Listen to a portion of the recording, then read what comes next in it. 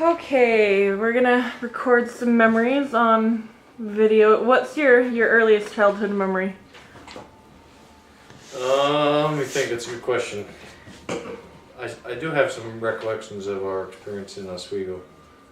I remember we had our next door neighbor work for Hershey's, and she would bring over these deluxe chocolates that we would eat occasionally.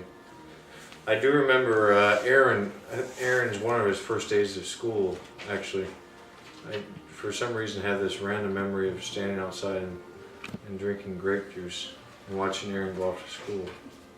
I don't know why that stands out in my head, but I do remember that. I have more memories of Mohawk than I do of Oswego. But What do you remember about Mohawk? I remember we had this huge house, and it seemed gigantic at the time, and it probably, I haven't seen the house since, but it wasn't as large as I recall it being. But we had all these rooms in there, and I would run around. And I remember that the Christmas Eve we had there, when we had the O'Brien family over, and we made this huge gingerbread cookie house, and we demolished it together. And first, one of the memories I have of that Christmas is I swear to this day I heard Santa's reindeer on the roof that night. I heard his reindeer on the roof, and for some reason that next morning I remember getting this whole packet of Bubblicious bubble gum, which I thought was odd because I knew Mom and Dad didn't like gum in the house, so I thought it must have really been Santa that bought me this Bubblicious gum. And I remember that we had the creek right down the road that Aaron and I would catch crayfish. I recall we had to catch at least like 100 of them, and we brought them home. We put them in this fish tank, and we ingeniously thought that the crayfish ate lettuce. So we took like a half a head of lettuce and threw it in the tank.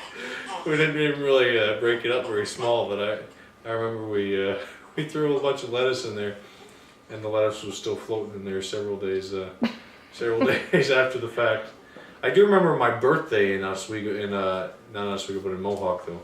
I got this plastic truck, and it was a lot of fun. And I think that was the year. It was either that year or the next year that Aaron had the idea of wrapping up some of our toys in a box and giving it to me as a present for a gift. Did you? So when I opened the gift and found some of our toys that we already had in it, That sounds like Aaron. I kind of chuckled. Yeah, Aaron was up to his mischievous ways. Did you and Aaron used to get yourselves into trouble as little kids? Yeah, we got a fair amount of trouble. As our recorder here, Alicia, is aware. There's in Ilion. There's a famous thing called the 3:30 shift. We try. I've been warned about that, and what happens is that Remington Arms is this huge gun factory in town. As a little kid, everything seems huge, anyways. But at 3:30, there's a shift that ends, and so everyone's leaving, of course, and the traffic along this road right in front of Stewart's and McDonald's gets extremely heavy. But despite the it being a 3:30 shift, Aaron was insistent on going to Gill's to Gill's to buy some candy, and Alicia was tagging along. And I said, Aaron, there's no way. Look at all this traffic. So we just cashed in some bottles at Stewart's, and we're going to use the money to buy some candy. So I started actually walking home. I refused. I refused to go, and then the next thing you know, I hear someone crying out hundreds of yards away, and lo and behold, my sister's in the middle of the road. Truck run over her leg. And so Aaron and I booked home. We literally left Alicia there. We booked home. I remember. To get Dad. And they took the ambulance to the hospital and everything else. But that was kind of some of the fun that Aaron and I would get to. Do you remember the cast incident on the deck? Oh, I definitely do. We were up in Dexter visiting Grandma and Grandpa Fikert, and it happened to be a time when we were doing a lot of fishing, doing all the fishing off the dock, and there was this big bass that I'd actually seen under the water. We've been trying to catch literally right off the dock, and we were down there. And I think it was Grandma was up in the house, and you know she heard a big yell. You know she had thought, I guess apparently, that I had hooked this big fish, but what had happened is that Leisha had fallen into the water with her cast on. My crutch broke. And is that what her crutch broke? I think it was near the life raft or something. So she wasn't completely submerged, but she was floating in the water with her cast, and you know, we had to use the hair dryer and everything to try to dry her off. But how old was she? 6. I think she was. Yeah, I guess she was 6. That was a lot of fun. I also remember when one of the tough points in my childhood was when Aaron and I had visited a family in the ward. I don't remember their names, but we were into collecting baseball cards at that point, and they had some baseball cards that we really liked, so we stole them. We stole them, and then when their father called to talk to Dad was so upset. He made me quit Little League that year, and I was really good that year. And I remember how hard it was for me to go up to the coach right before the game and say, you know, I literally walked up to him and cried, said, I can't play anymore. My dad's making me quit. And I remember that was a tough year. I played for the Braves. I think I was 7 or 8, and we had done real well, and I was one of the stars. If you know, I was the star in the league or whatever. And I still remember how hard that was for me, because we got suckered into stealing baseball cards, and Dad and Mom were, you know, very insistent on teaching a lesson. So that was definitely. The lesson was learned. I hope so. I hope it was learned, but that didn't keep me away from baseball. What else do you remember about being a kid in Ilion? What was it like? It seems like, you know, when you're a child, everything seems huge. I mean, you know, it's like your neighborhood, the few houses that surround you is multiplied and magnified, so that it seems like your neighborhood's huge. I remember lots of my memories kind of revolve around sports and athletic sort of activities. I remember when we first got bikes. Dad bought us bikes, and we would ride around the neighborhood and down that hill right next to the car dealership. And I remember every summer we used to go to the pool down the road and swim, and we'd have a lot of fun there. And then of course came the evolution of the rip field. And how did you discover the rip field? That's a good question. I'm trying to remember how did the name Rip Field come about? I think the name Rip came from the idea that when you're there, you would really rip a ball hard and really get a hold of one, and you know, hit it hard so it would be gone. But as far as how it was discovered, I don't really remember how it was discovered, but I do remember many hours in summer days spent out there throwing the ball back and forth against the fence. I used to have targets set up against the fence, and I would try to hit the targets, and I would do a long toss for hours. I'd be thrown all the way from across the street over by the swamp area, and kept practicing. I mean, one of my favorite things was to bring some of my siblings over there for rip sessions. For even birthday presents. There's a particular. And make us. I have a particular sibling who has had a battered childhood, because her memories of me are forcing her to come out to the rip field to have a practice session with me. Have a session. But you know, another favorite memory that I have is Aaron and I would always be collecting cans at the softball field. The teams there would have athletic competitions, and they often afterwards they would stick around to consume alcoholic beverages. And the nice thing in New York was they were redeemable. You get 5 cents, for each can. So Aaron and I made it into a sort of a business, and we actually did, I mean, pretty well. We had several times where we'd make over $20 off of just a weekend of collecting cans. And as time progressed, there were more competitors, so we had to really be quick and stealthy, and actually had to stay up. Instead of waiting until early the next morning, we had to stay up because there's other guys in the neighborhood that were after the same cans. And of course, living next to the projects was always a lot of fun. We had some of the finest of Illing's population lived right next to us in the projects, and it was kind of a fun time going through the projects to school. There's the famous legends of Daryl Strickland. What was her name? Hope. Her name was Hope. Aaron would know, but we had some conflicts. Aaron and I did, and then Jeff Llewellyn. One time I was up there, and the only fight I remember getting into was with Jeff Llewellyn. What happens is these kids, they would smoke cigarettes and think that they were tough, and they'd be around the wrong crowd. And he was a couple of years older than I am, but I remember I got him in a headlock so hard that it was over by the softball field. I got him in quite a headlock, and his sister came over, and then Aaron came over, and how did that start? And after Aaron came over, it was done because Aaron was so big for his age that Jeff Llewellyn's sister was no match. So how did George McFly come into the picture too? Well, you have to know about we had some interesting neighbors.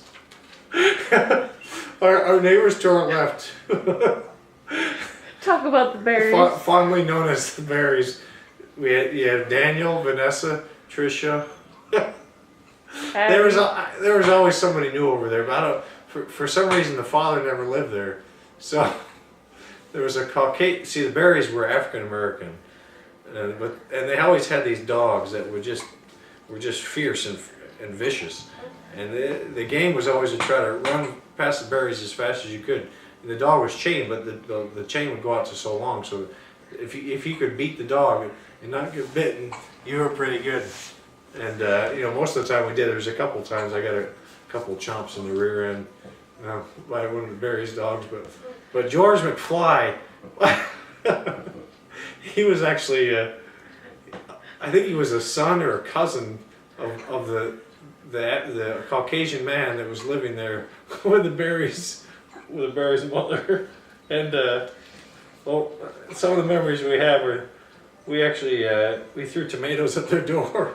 I remember that, and we were made to clean it up. Yeah, they made us clean it up, and I hate to admit it, but we did urinate on their house a few times when we got upset at them. We, meaning the boys, not the girls. We did urinate, but that makes sense. strangely enough, we went. Nicole and I went out there just in this past March, and the McFlys had a couple cars in their yard. It was actually looked like a junkyard. Do you remember paper outs? Oh, definitely. Yeah, we had Richard Earl. We were never able to really make much money. Another thing that we did, periodically we did sell candy bars. I think we sold popcorn a few times, but candy bars were the big thing. And one of the more well-known memories is of a certain babysitter taking some liberties at our home with the candy bars. I don't know if she thought that they were just our own secret stash of candy, but there was no money deposited there, and there's at least half of a good box of 20 or 30 candy bars that were consumed. Do you remember the food we used to eat when Mom would make granola? We'd eat the whole container in a day.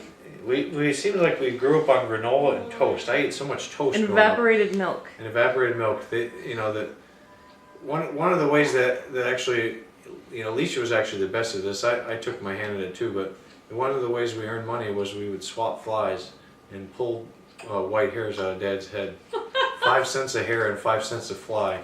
And you could rack up a bill. You could spend all day swatting those flies, and you could never make a dent. There's like a whole colony in our house. I still don't know. you know, we didn't know any different, but you know, Aaron and I shared a room, and it was literally a closet, and we, you know, we had no issues or problems growing up, and You guys were always together. it always seemed like we had sufficient, even though you realize, you know, the circumstances that we were in, and you know, we were definitely blessed. Dad was a good provider, and you know, Mom was always a nurturing mother. And one of the things I do remember was we had this big picnic table, this humongous picnic table. It was like extra, like twice the size of a regular picnic table. And I remember the fun summer evenings eating corn on the cob out there and having the missionaries over. And you know, the wiffle ball games are legendary in the Clark house, absolutely legendary. I mean, some of the younger siblings don't know where the, you know, the origins of the legend or some of the, you know, the fun that we used to have. But I think as far as I can recall, that's really where my love for baseball kind of evolved and was born, was in those early wiffle ball games that we would have. John McGraw, one of Dad's Dad's friends from work, would come over, and we would. I mean, we played wiffle ball all the time.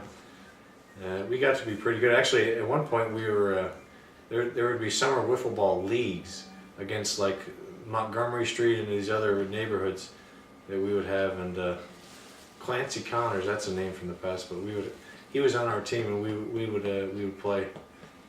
It was a lot of fun. Do you remember Grandma and Grandpa when you were little, going to their house? Yeah, we had a lot of fun. That was one of the best times when we go up to Grandma and Grandpa's, because it was kind of a retreat of sorts. They lived right off of the lake, and you know, the boat and the fishing and the water skiing and kind of this sense of you know, having plentiful amounts of food to consume was a lot of fun. One of my favorite memories of Grandma and Grandpa were we used to have these little league. You know, when I was younger, we used to have these little league tournaments in the weekends. And the first initial game would be played on a Saturday, and the second one would be played on a Sunday. And you know, if you won the Saturday game, you would play on a Sunday. So we'd won this Saturday game, and you know, I never, of course, played on Sunday. But what had happened is I had played the Saturday game and gone up. Grandma had come down to pick me up. It was just time for it was just me there alone, and with Grandma and Grandpa, and we'd gone up there, and I was going to spend a whole week up there. Next thing you know, Rocco Tyner, his dad called and said that the game had been rained out on Saturday. They're going to play it on Monday, and you know, 2.5 hours away in Dexter, and Grandma volunteered to drive me all the way down so we could play the game, which we won, and we won the tournament, if I recall, and drive all the way back up.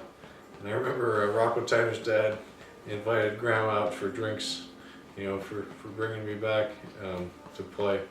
But Grandma and Grandpa, you know, were always so much fun to be around. They always had lots of fun presents for Christmas, and you know, we look forward to their visits, and we always loved going up there. So what was some of your favorite Christmas memories as a child? You know, some of the more memorable ones were when I remember Mom announced that she was pregnant with Peter.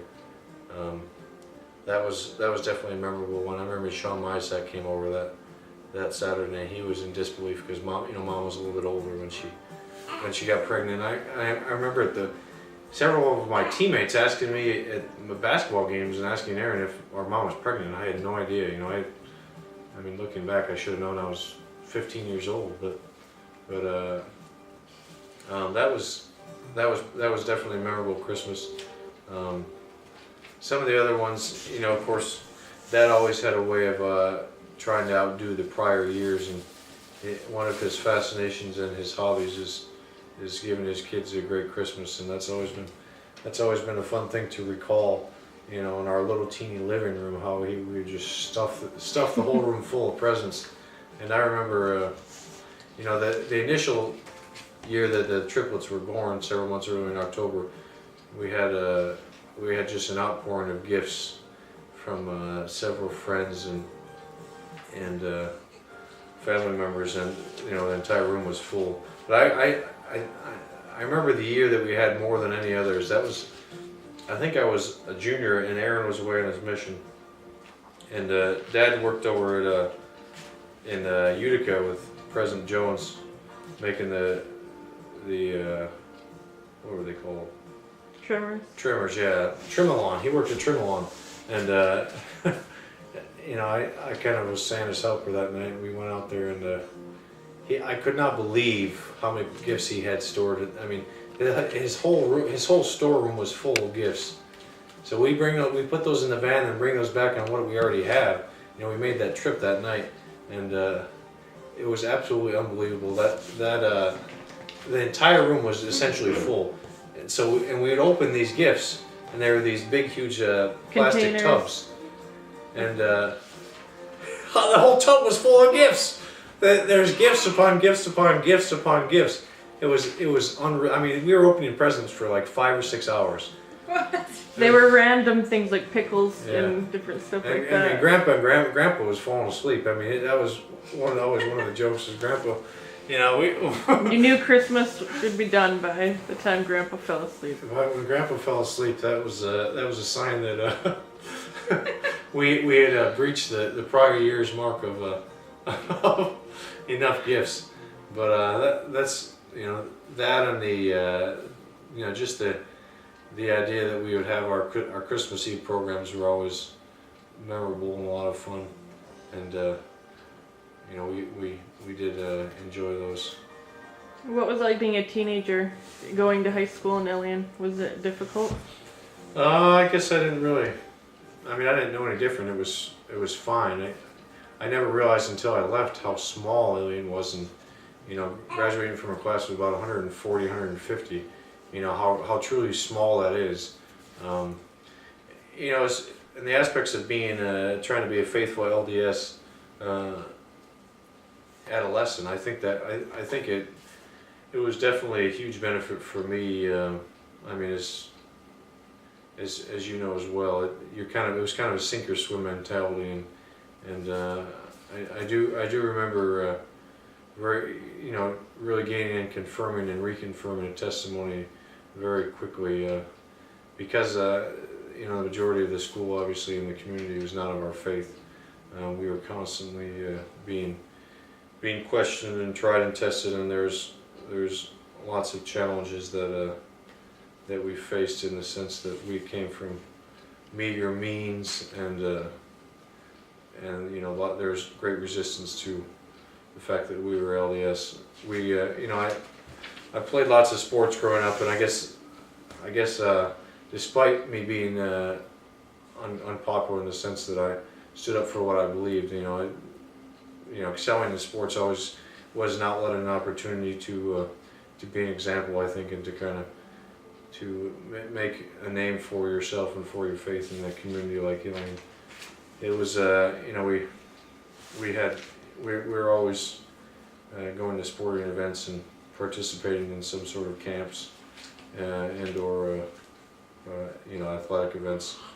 So I think having the opportunity to be in that situation, I wouldn't have had it any other way. I mean, I know many others of our siblings, after Alicia, Matthew kind of, but mostly Matthew and since have kind of had a different sort of situation, being in an area where it was predominantly LDS, and it was kind of the popular culture to practice the Mormon faith as opposed to the opposite. But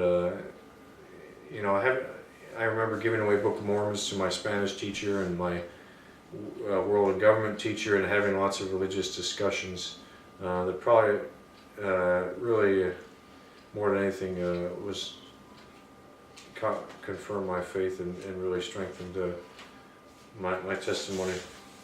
Most people don't know you ran cross country and you were quite the runner. Yeah, I like to run. I mean,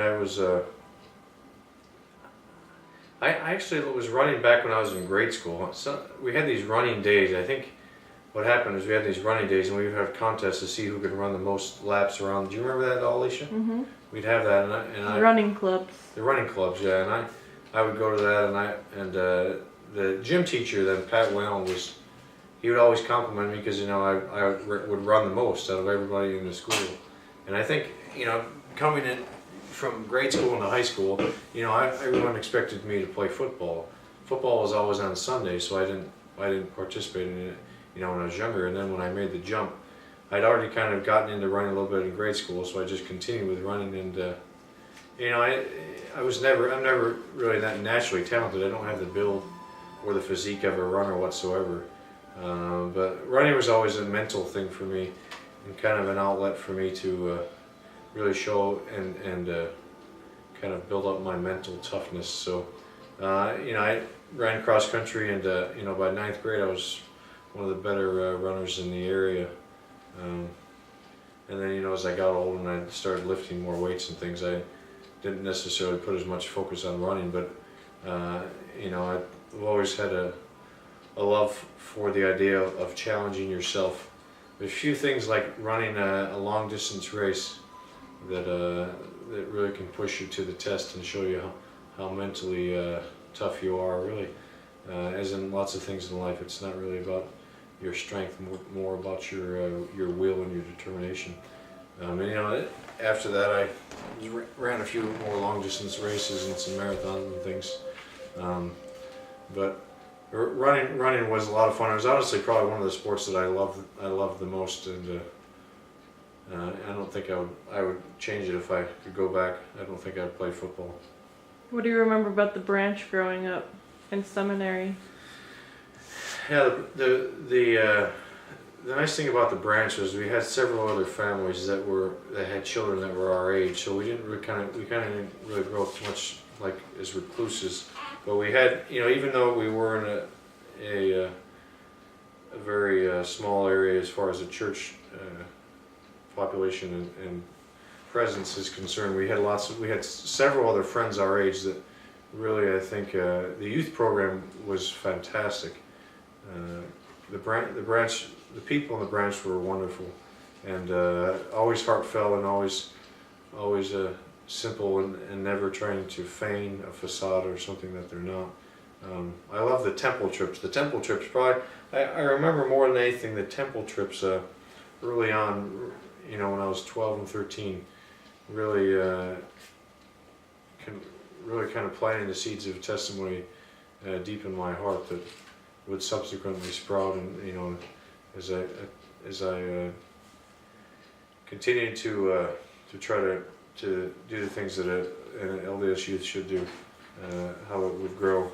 But we had a lot of fun in the branch. I remember when we used to meet in the old Masonic Lodge. I remember the harvest dinners we used to have, and the fun Christmas parties that we used to have, and I remember when we built that new building, when we dedicated it, and we used to go there and play basketball. That was the nice thing. We kind of had rights to the building. We didn't share the building with anybody, and we used to play manhunt out in the snow, out in the yard. You know, the whole scouting adventure, and that just having other youth to experience, you know, your life and your church development with was a huge blessing. I think we were blessed with great leaders and great parents, obviously, as well. There were a lot of characters though in the branch. Pat Pat LaFave, Sean Myzak, all these different. Liz Harrison. It wasn't the average bunch. No, they were yeah, they're very unique. Usually, you know, the investigators were usually of the type that they needed a job and they needed a ride to church. And a lot of the demographic of people is definitely in the lower socioeconomic rank. But people like Pat LaFave were what really really molded us and made us who we are. We had some hilarious memories with Pat LaFave. Liz Harrison, I remember living right down the road from us in that house, and she won the lottery several times, needless to say, and she was going to have our missions paid for. Um, she would come up to us at church. Come here. She would say, I won. You know, the Publishers Clearinghouse or whatever, the check was coming in the mail, and you know, all of our missions would be paid for. She was a sweet lady. Joyce Dagenshine was one of my favorites. Her cookie parties, her she was a hoot. Who else did we have? We had Rivera's. the Riveras. Oh yeah, the Riveras were a lot of fun, and I'm trying to think who else. And of course the Kelstroms and the Zverzins, and you know, the Mysex too. I forgot about them. Well, there's lots of people that we grew up with that have struggled. Do you have any significant or funny memories that you remember with Aaron? You two always seem to be laughing or causing some trouble or doing up to something every time we were even at home evening. Yeah, one of the more memorable memories I have was the summer that we set up cat traps. We had John Kelstrom over and Dennis Morris, and we had these stray cats in the neighborhood. So we, you know, being the mischievous, curious youth that we were, we set up these traps. One of the traps I remember, and the trap that worked the best, we had a weight. It was either a weight or a rock, kind of on the top of a tree, and a rope hanging down and going through this open cage, and there's a hot dog tied to the end, and the cage was propped up with a little stick. So when the cat would come in, we were there watch, because what we would do is actually take a trail of tuna fish scent. The tuna fish scent would be all over the yard, and it would kind of lead right into the trap. And so that's the trap that worked the best. But the cat came along and would go right underneath the cage to get into the hot dog that's dangling. And they'd grab the hot dog and play with it, and they pulled it just enough. The weight would come down, smash it right on top of the cage, and kind of barricade him inside the cage. But you know, we never actually, I don't think we actually ever, we caught a cat momentarily, but the cat ran away. I mean, we never actually did anything to the cats, but it was the simple idea of trapping and catching the cats that You like to trap things. You used to catch crayfish and suckers and. Yeah, we did have some fun with those suckers, didn't we? We went down to the canal and we hooked into probably 20 or 30 suckers. These big huge things. They eat these things in Asia, and you know, granted, I bring home some of these suckers, and what do you know? But Skippy, their ice cream man, is driving by, and you know, one of our ideas was, hey Skippy, I'll trade you a couple of these suckers for some ice cream for my family, and unfortunately the ice cream man wasn't too thrilled. You know, there was a time when I was fishing too with Richard Bowman. What actually happened? We had these trout that we caught, and we didn't have a stringer, so we actually just used a stick. Now we're walking down Main Street in Nillian with a stick with these trout, you know, right there. So we walked by the bowling alley, and what I did was I actually took a fish and threw it right at the bowling alley door, and we ran. I don't know what possessed me to do that, but I guess it kind of just shows you some of the eccentricities that that I have, and that some of which persist into adulthood. After high school, what made you choose BYU? It was kind of an easy, simple, no-brainer sort of decision for me. I wanted to be, you know, surrounded by youth of similar faith, and the social opportunities as well as the spiritual opportunities were great. And my freshman year was a wonderful opportunity. You kind of go on your own, independent, away from your parents, and it was a huge growth experience for me. You know, I was just absolutely gung ho about preparing for my mission. I think my challenge in life many times has been intimidating people and overpowering them, because I'm kind of an intense personality, and I guess I took that to the next level with my mission. But BYU was a wonderful place to be, and I was blessed to be there. And you know, when I was there, most of the time the family still lived out east, so I didn't have the luxury of having them just an hour away. But spending time with Aunt Sandy and some of the other cousins that were out there was a great benefit as well. Tell us a little bit about getting your mission call and your mission. Getting my mission call, it seemed like the big things that have happened in my life, they've never come easy. Nothing has ever come easy for me. It seems like only with great struggle and great resistance from the adversary, I think.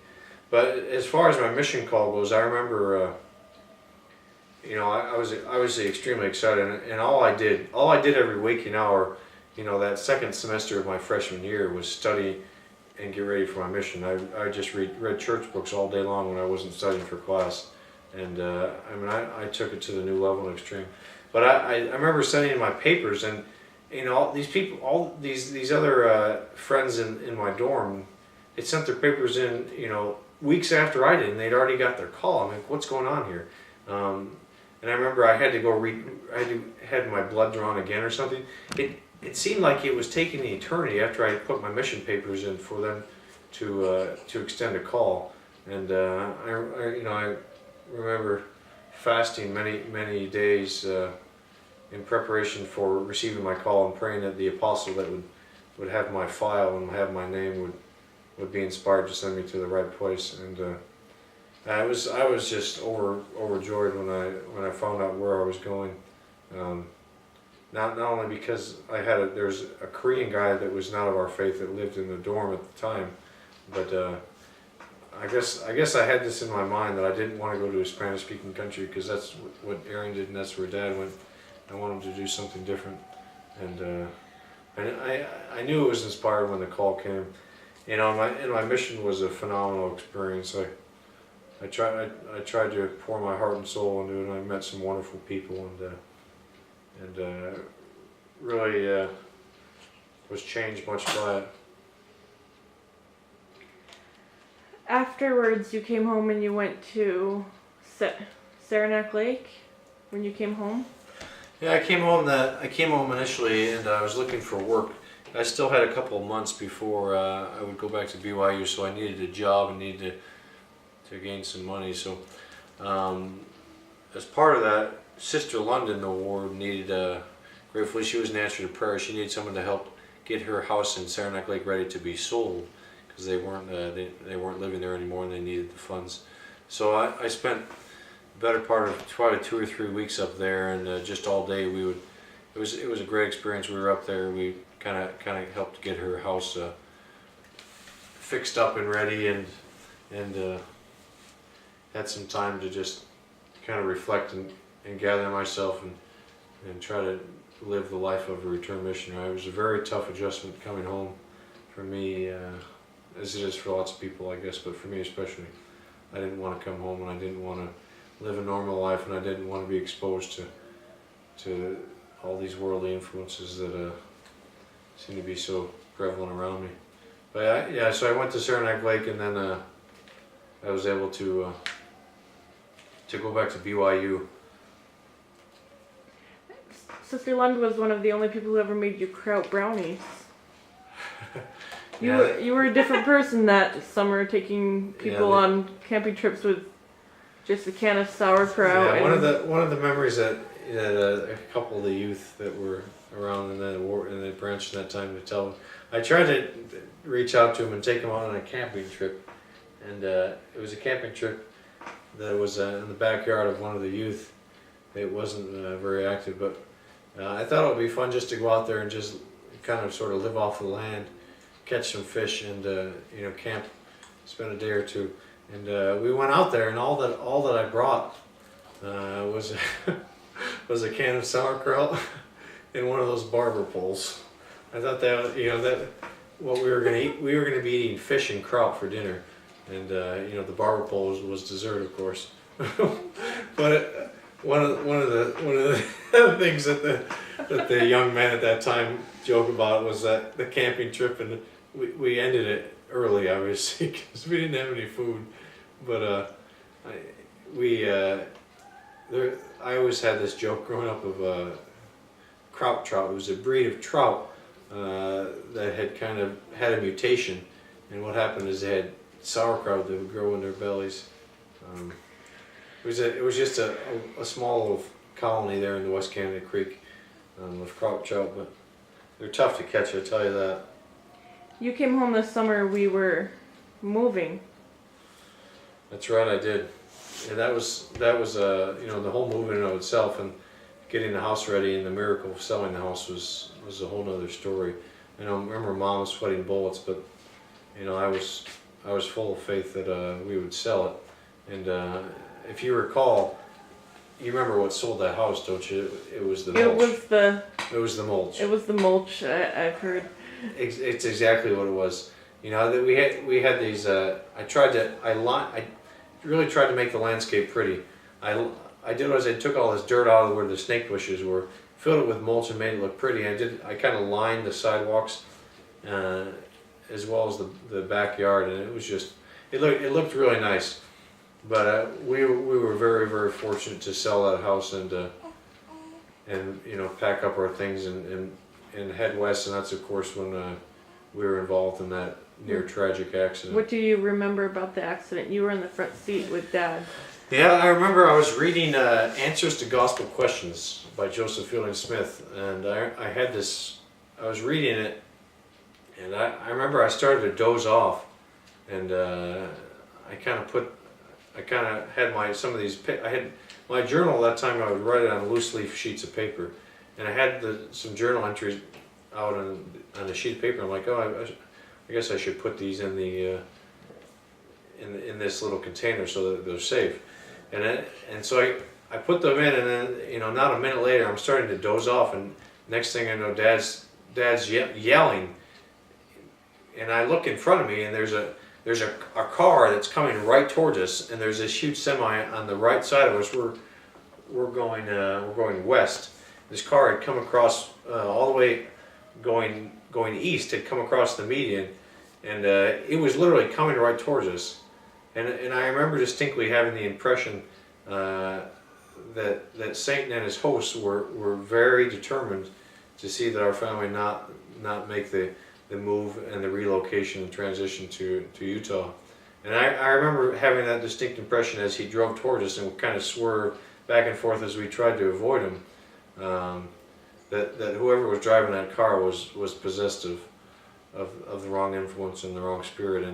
And I remember Dad tried to swerve, and what happened was the guy actually hit my side. The van was kind of turned a little bit in, and I was on the passenger side. Gratefully I had my seatbelt, but the guy hit my side, and I remember scrunching up like this, and the van. So, and next thing I know, the van is up in the air, and this is how Dad got injured so bad.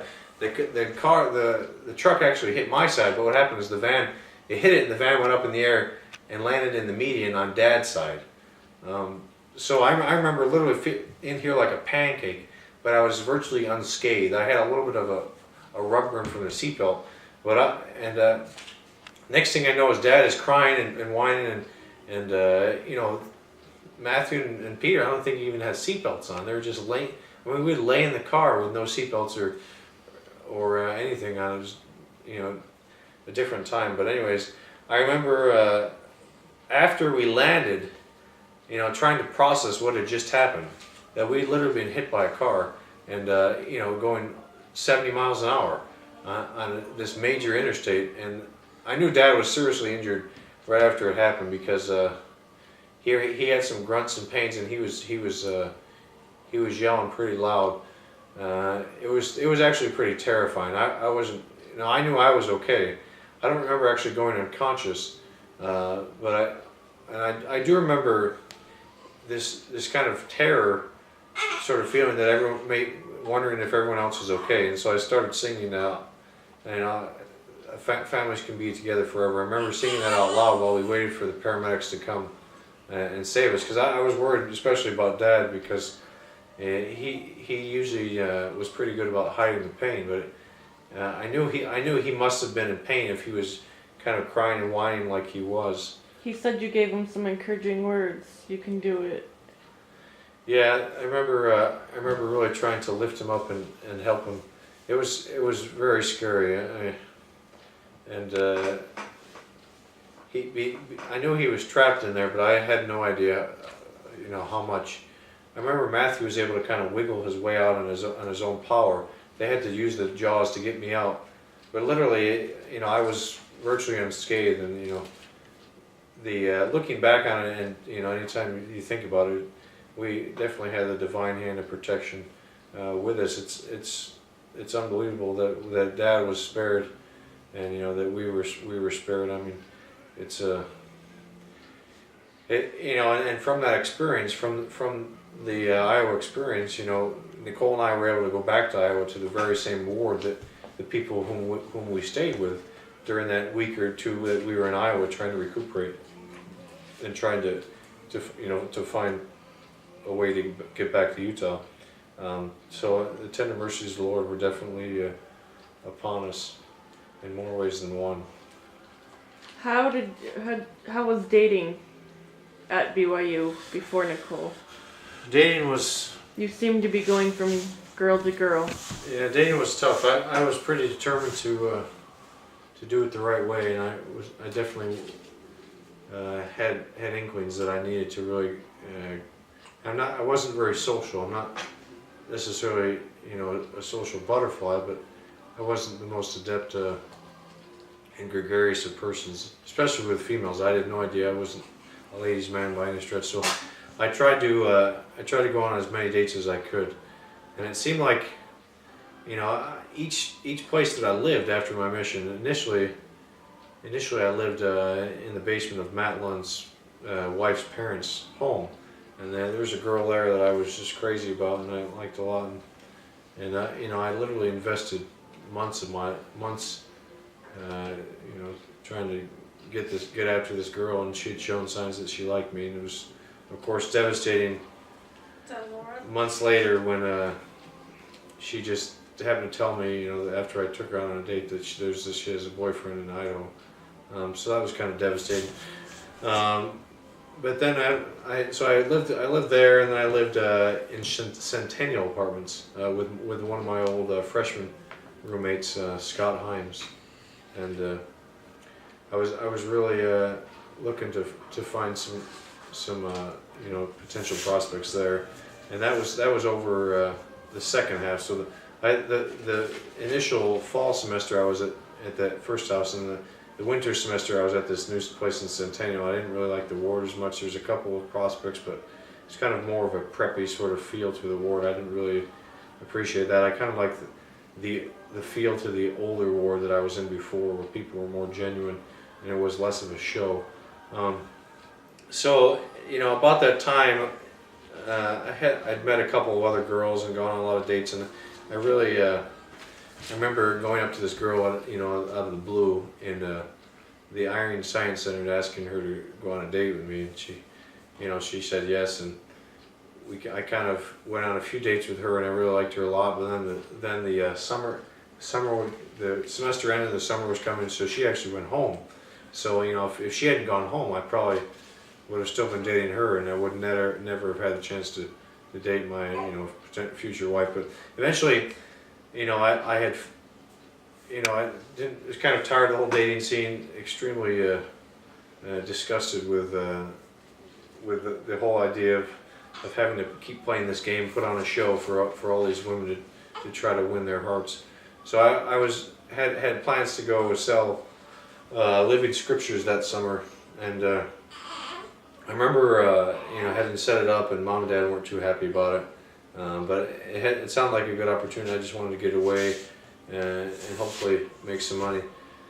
But I remember walking in the Earth Science building on the way to class once, soon before I would leave, and I remember I had a distinct impression that I shouldn't go, and I had no idea why. I wasn't very interested in staying, but I tried to obey that prompting. I called up the guy and told him I couldn't go, and he was very upset, and I wasn't sure why. But it turns out, shortly thereafter, I ran into some other friends from my freshman ward, and they had a spot in their new apartment that they would be moving to they offered me to move in with them, and I said sure, sounds like a good idea. And we eventually moved to, it was a Campus Plaza, the apartments that were right next to campus. So I moved there for that summer, and it was there that I, you know, even before I had met Nicole, actually, I had an experience in the temple once where there was this girl, where I met this girl that was,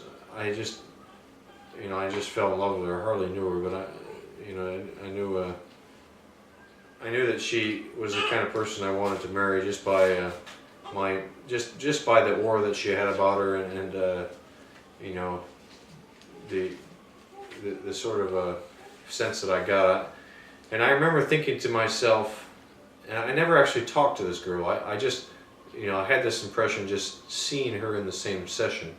And I remember praying to Heavenly Father, help me to find this girl, to find this woman. Because, I mean, it just overwhelmed me how much, you know, these feelings that I had about her. I knew something special. So when I moved into this new ward in Campus Plaza, I remember one of the first weeks that I was there, she was teaching Sunday school. My jaw just about dropped. I said, there's no way. Heavenly Father really knows what's going on, because, you know, I prayed specifically to know, or have a chance to run into this girl again, and lo and behold, I'm in the same ward and she's teaching Sunday school. And on top of that, what actually happened was, a couple Sundays later, one of the members of the bishopric brought me in there, and he said, you know, he set me apart as a Sunday school teacher. So I actually taught Sunday school, and while he was setting me apart, he had the distinct impression that I would meet my wife in that ward. And he asked me, you know, after if I had a girlfriend and things, and he had been newly called and set apart, so he was a little unsure if he should tell me that, but he told me that, and I thought in my mind, you know, it's all coming together. I know exactly. I'm here to marry this girl, and I thought it was perfect. And it just so happened that the following week he asked me to speak in Sundays, and asked me to speak in sacrament. And this girl that I really liked was speaking in sacrament too. So I thought, this has got to be meant to be. So that sacrament was actually Father's Day, and I remember, you know. I remember speaking, and after sacrament meeting, I had promised one of my roommates that I would go on a double date with him, and I was hoping to take this girl, and it wasn't until after that I talked to her that apparently she wasn't available. I was just completely crushed and devastated that this girl, that, you know, the same thing had happened with this other girl that I had distinct impressions about in the first ward of that I was in, that she was the one. I mean, I'm trying to follow these impressions, Heavenly Father, and why is this so hard? Why do I keep getting just slapped in the face? Well, I mean, that day and that afternoon, I was extremely devastated and upset, and just tired of the whole thing. But I had promised my roommate that I'd find someone to go on the double date with. We were going to go to the Provo Tabernacle to listen to some music by one of the symphonies there, and so I literally ended up just calling up this girl that I had met the prior week. We went to sing in a nursing home, and I saw this girl, and she came up and talked to me, and she seemed a little too high maintenance for me at the time. She was blonde and had blue eyes, so I kind of made the stereotype that she was some California girl, that it was a little bit high in herself and liked expensive things and liked those sorts of guys. And I kind of loathed that whole mindset. But anyways, I just called her up out of the blue. And you know, I asked her to go out on this date with me. We went out and on this double date, and I was acting very strange and erratic. You can ask her; I'm sure she would vouch for the fact that I was not my typical self. Just because I was you know, so devastated from before, I was just gonna gonna go out and get this thing over with. But we ended up having a fun time, and I brought her back to the place. I think was it green beans that we had for dessert that night? It was corn, yeah. And I felt so at ease with her though. Like I didn't have to put on a show. Like I didn't have to be something special that I wasn't. I think more than anything, that's initially what really made me like this girl. Is she just seemed to put me at so much ease, and she brought out a side of me that I knew was a good thing. So I ended up asking her out again, and within a matter of days, we'd already gone on a couple of dates. And I remember, one of the more famous stories that you guys know is I was on a date that I'd already promised with this other girl in the ward, but I was thinking about Nicole and wanting to go out with her again, and I hadn't been able to get in touch with her that day. So in the middle of a date, I ran home to call her up, I kind of just I was very spontaneous, and I turned on the one of the songs I had and played the Phil Collins song from Tarzan for her, and said that I had a friend named Phil that wanted to say hello to her. So that was a lot of fun. We went on several more dates, and within the span of just a week and a half, I really liked this girl, and I sensed that she liked me too. She seemed like the type of person that I could definitely feel comfortable with. I love the fact that she was a returned missionary, although it did take me a little time to get used to hearing the word dude more than once. We'd gone out a few times, and then we actually went out on this date to watch the movie called The Rookie. We came home, and as became custom, we'd either go for walks on this certain path, or we would just sit out in front of her apartment and talk. And in the midst of this talking, we would sing hymns, and would tell me about her mission, and she would often get her guitar out and she would play songs. And I really liked the fact that she was so musical and was so talented. So she would play these songs out in the front porch, and we would sing. And I remember that one night in June, while we were singing, having this overwhelming feeling out of the blue that just made me numb all over, that I needed to ask her to marry me. I stopped mid-sentence while I was singing. I just couldn't believe that this was happening. Certainly I wasn't prepared to ask her to marry me, and you can imagine what I was thinking. I had no idea how she would react. I was very scared of it, of course, just because she didn't seem like the type that would just run off out into the sunset. But so I asked her what she was feeling, and I knew from what she said that she had been feeling the same thing. So it was quite amazing that we knew, 15 days after we had met, that we were going to be married. It was divine intervention, I think. I thought I knew what I wanted, and I thought that these girls would be perfect, but Heavenly Father knew better, and I certainly never even think twice about the decision that I made and how the Lord brought us together. She had similar experiences in how she was led to me as well, but that experience always stands out to me as a witness of how the Lord knows us and what we need sometimes better than we think we do. Sounds kind of like mom and dad. Yeah, very similar. They had the same experience. Yeah, it very similar, and involving the Lord and hoping that love is a spiritual thing, I think, is huge. And it's important to be romantic, but the love and the luster of the romance sort of situation fades quickly after you're married, and you need something more solid and more sturdy to be a foundation to your relationship. But yeah, it was pretty amazing after that. I had had no idea that it would end up that way. But mom and dad were a little shocked. I remember when we first brought her home. We were late for dinner, and mom was very upset. And I remember calling up and telling them that about this girl, and I already knew that I was going to marry her, but I kind of asked Dad what he thought of it and how he knew, and I'd even fasted and gone to the temple multiple times. I remember sitting out on the lawn of the temple with a couple books in my hand, determined to spend the whole day there until I knew for sure. And it was kind of like the Lord kind of was just essentially giggling and asking me, "What you already know? Why are you asking me again?"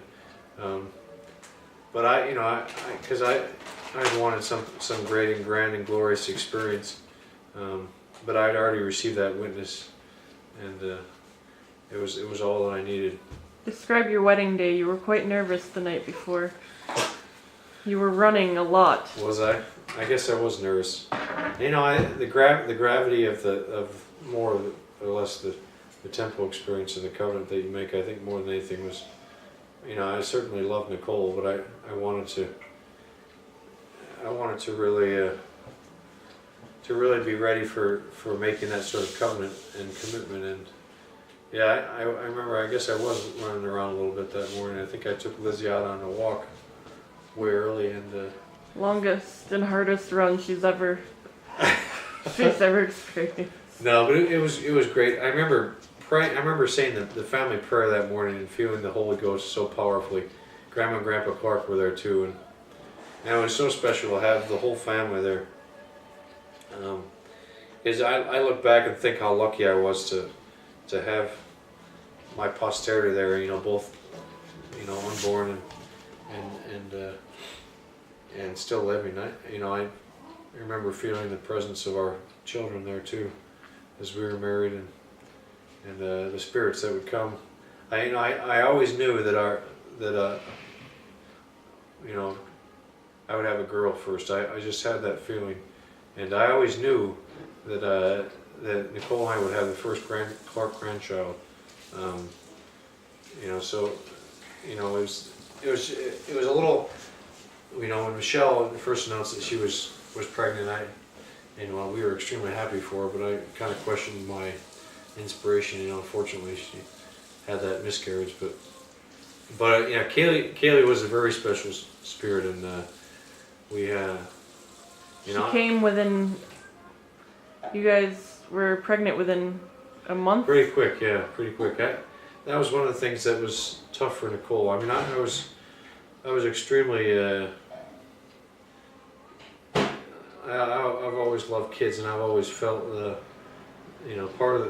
felt deeply about the covenant that you make in the temple and your responsibility to live that covenant. Part of which is bearing children if you're able, and rearing them up and giving them an opportunity to be part of your family. And having come from a large family, it was one of my desires to find somebody that was interested in having children and not being an ambitious sort of career woman.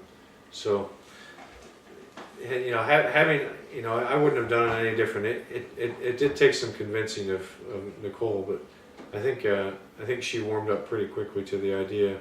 And 5 kids later.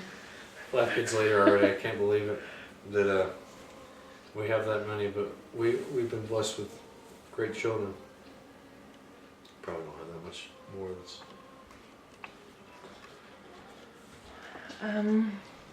Anything you'd like to say to your kids or Nicole?